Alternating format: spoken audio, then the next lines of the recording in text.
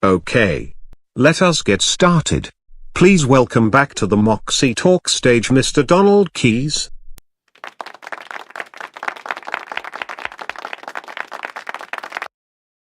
Thank you so much, ladies and gentlemen, for coming to my talk. Today I am going to walk you through a success story of how I used connect, engage, empower to establish some very important relationships that resulted in a six-figure payoff.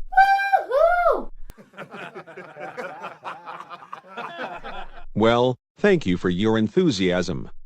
Much appreciated. Now, the business objective for my client was to sell his humble Nissan franchise on Vancouver Island.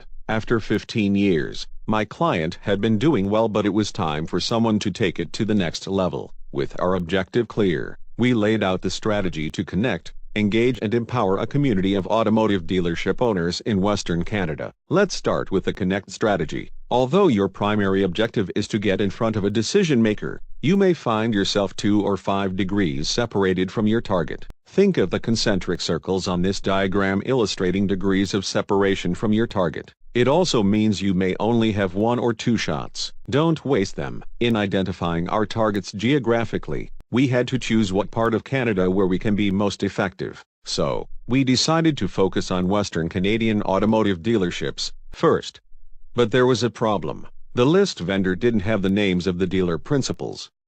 They basically compiled addresses from the phone book. To close the distance between my client and these potential buyers, I called on a friend who owns his own dealership and had a list of every Western dealer and the owner's name. Now we are in a more enviable position to connect with our potential buyers. Although we are still 2 to 3 degrees separated, it now depends on how we engage potential buyers. We can attempt to connect with these potential buyers and overcome the usual roadblocks.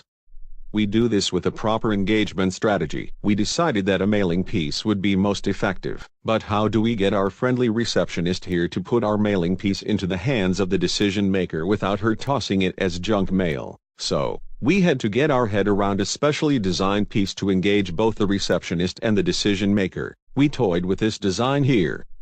A mailing piece to look like a wedding invitation. You see, wedding invitations have the highest rates for both mail openings and response. This is the final version.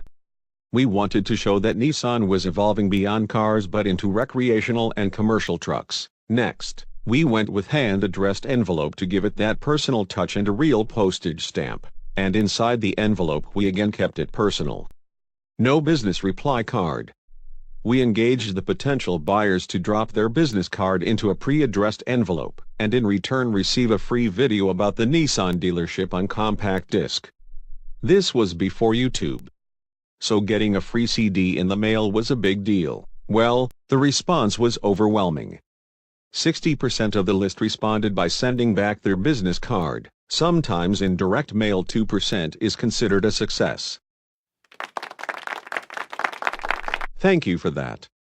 But here is where things took an unexpected turn. We produced a mailing piece that piqued the interest of potential buyers. We sent them a video in the mail that we thought would empower them into making a decision. But once we started doing follow-up phone calls in the weeks that followed, our idea of empowering the prospect went in a different direction. My client took it upon himself to call all 160 Western Canadian dealers that requested the CD in the mail. And here is the bittersweet message he got back from the potential buyers. The dealership lot was far too small to expand with upcoming product lines. The showroom was not meeting Nissan's North American brand standards and expansion. And finally, the asking price became irrelevant if not realistic because of the 2 preceding points.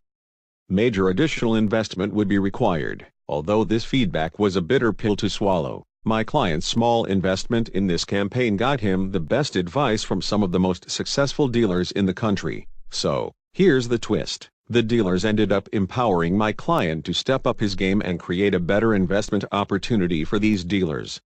Or for himself. In stepping up, my client went from this small-town franchise to this. A beautiful world-class state-of-the-art franchise that quadrupled in volume and in value. It was the multi-million-dollar payoff after 15 years grinding it out. I hope you enjoyed this talk in employing what I call the power of 3. Connect. Engage. and empowered to build valuable business relationships. As always though, focus on step 1, connect. Start here in this room to connect with people who know influential people. Thank you all.